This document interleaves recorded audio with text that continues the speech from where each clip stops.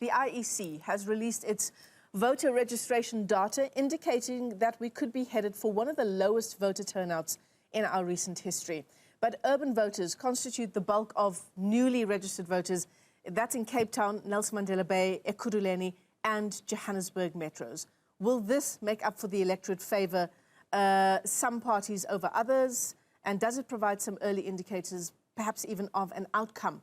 Independent elections analyst Dawie Scholtz has studied the data in some great detail, and he joins us now for more. Dawie, it's great to have you with us on the show. Good morning.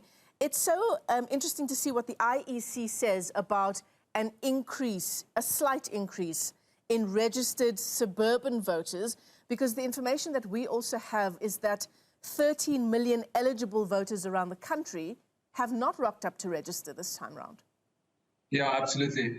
So, Michelle, I think it's one of the sort of lowest number of new registrations we've ever seen on one of these weekends. So, at the end of the day, all told, all of the online registrations, all of the in-person registrations during the weekend, it was 520,000 people who registered to vote. And that's quite low. I know it sounds like a lot of people, but that's actually quite low. You would usually expect it to be closer to 1 million on a good weekend. So that's really bad. And there's some, if you really delve into those statistics from the weekend, there's just some really interesting examples. In the last local government election, that was 2016. For example, in Ekurhuleni, which is Durban, the number of new people registering in that election was 69,000, so 69, right?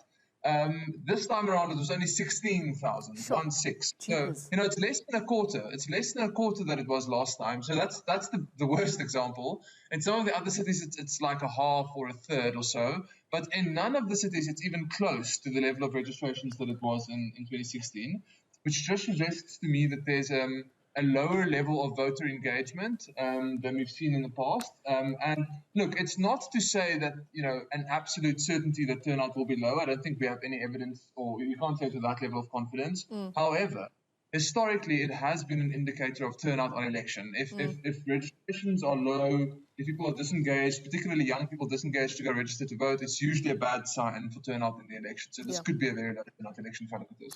And does it benefit one party or another? Can we say that at this stage when it comes to various metros, for example? Yeah.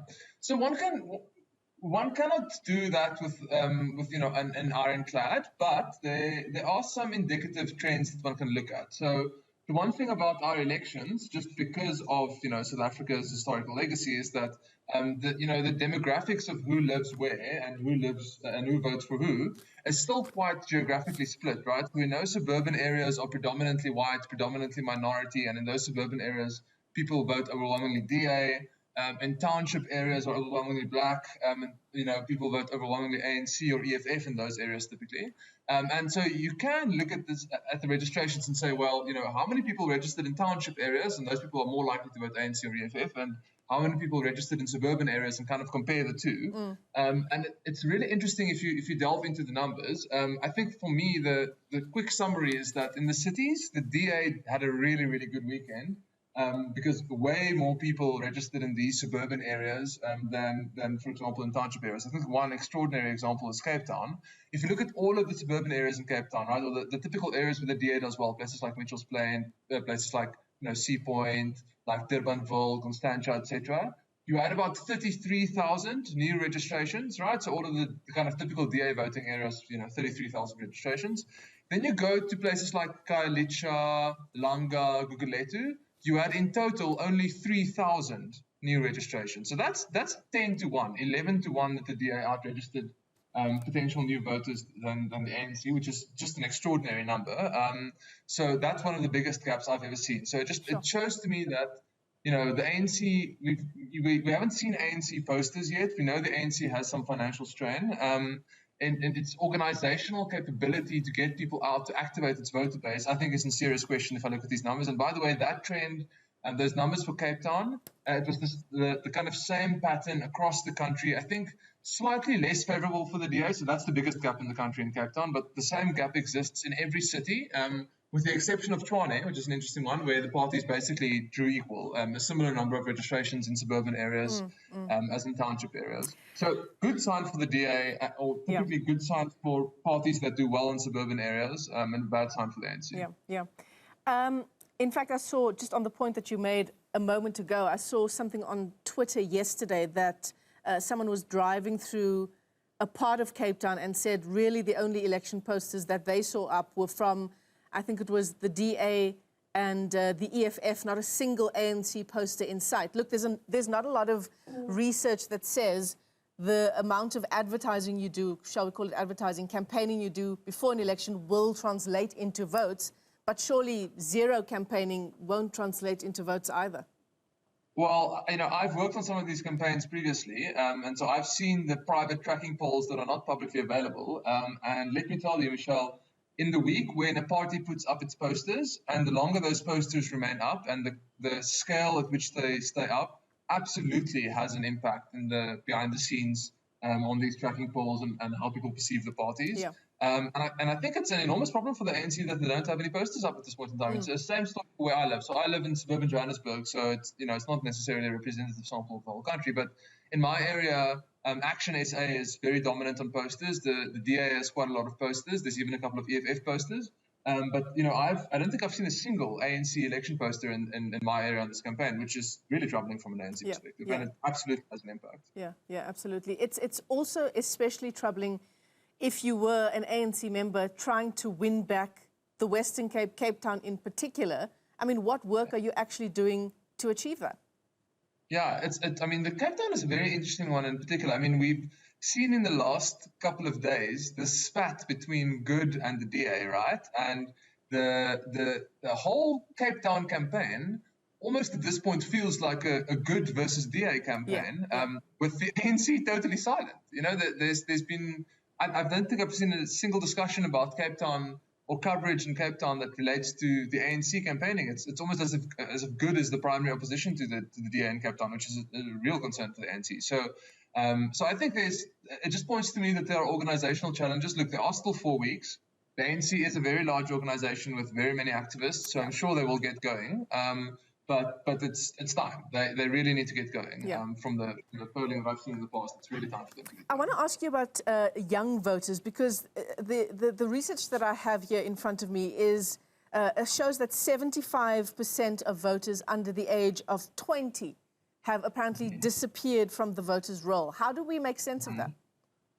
So, look, I think it's important to just understand what that number means, right? So the voters' roll had a bunch of young people on it in 2019, obviously, right? Those people have since aged. Right. So the people who are, under 21, 22, or wherever the line was for that analysis, are now older than that. So, and this happens in every election, obviously. So then, by the time we get to the next election, then there's no one left on the voters' roll under the age of 21 or 22 because they've all aged. But what usually happens is, on these registration weekends, the new cohort of young people go and register en masse and fill up that portion of the voters' roll for young people, basically. But as I've just said, we had a really, really low registration weekend turnout, particularly under young people, during this last weekend. And so now you've had all of the people who used to be in that age group kind of age above it, right? But very few new registrations to fit it in. So there's a real reduction in the number of young people registered to vote in this election. That is correct. And it's because of this low level of new registrations and I think a relative level of voter disengagement in that portion of the population. And it's interesting because this issue of a low voter turnout, ironically, is actually because of a maturing democracy. All of us start to sort of take for granted the fact that we can go to the polls and vote. One thing is certainly clear, we're nowhere near the sort of just post-democracy election numbers of some 90% turnout. Yeah, exactly. So, look, I think, in countries like the United States, the United Kingdom, other really mature democracies that have been voting for, hundreds of years, where they have a 55% turnout or a 60% turnout is considered like very, very high. Yeah. In South Africa, we've, as you said, as you've been saying, historically have had sort of like 80, 75% turnout. That's coming down. I think there's a number of factors that are driving it. And one of the important factors is just this maturing of our democracy. People are getting used to voting. It's not really particularly novel anymore. And also, I think we're becoming a little bit complacent in that right exists, and we'll always have the opportunity to exercise that. So, it's in a strange way kind of a good sign of our democracy maturing. But I do think it is important for governance in South Africa, for the legitimacy of government, for the engagement of people, that we try to keep people as engaged as possible, and that people engage in governance and politics in South Africa. So yes, it's kind of normal as we mature to get less turnout, but it's still not a great thing to see, right? We want to see people engaging in politics and getting actively involved. Dawie, I just want to ask you one last question as we round up our discussion. Sorry for interrupting you there. When it comes to low voter turnout, and I guess this differs from metro to metro, let's say, or from area to area, does low voter turnout benefit particular parties in particular areas? Look, I think there's no hard and fast answer to that, because the question is not so much high and low, it's always who turns out. So, it's the makeup of who turns out. And, in these local government elections, what typically happens in a lower turnout, typically, not always, but typically happens, is when turnout is lower, it usually implies that there's a gap between suburban and township turnout. So if suburban turnout is really high and township turnout is relatively low, then it benefits the DA and other parties that do well in the suburbs massively, right? And this was the case in 2016. In 2016, suburban turnout nationally was about 70%, but township turnout was about 55%. So that's a 15-point gap. And, if it's that big, it means that the DA portion of the vote, the suburban portion of the vote, is disproportionately large. And that's one of the reasons why the DA did so well in 2016, and also why the ANC did so poorly in 2016.